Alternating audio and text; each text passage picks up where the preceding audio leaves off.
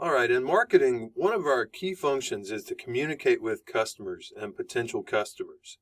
And we do a lot of that on our own, but there's another body out there, if you will, that's really interested in communicating with people, and that's the media.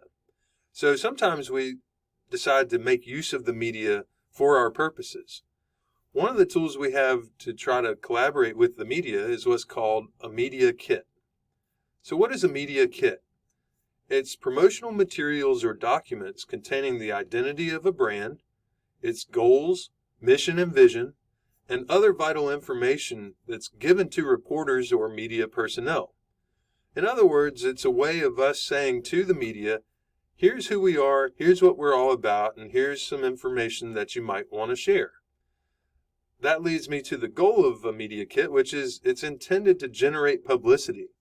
We don't give it to the media expecting them not to talk about it. We want them to talk about it.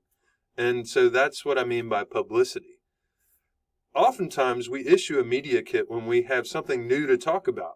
So maybe we're a new company, or as it says here, maybe we've got a new product that's coming out and we want the media to spread the word. That's the whole point of a media kit, is to get the media to talk for us.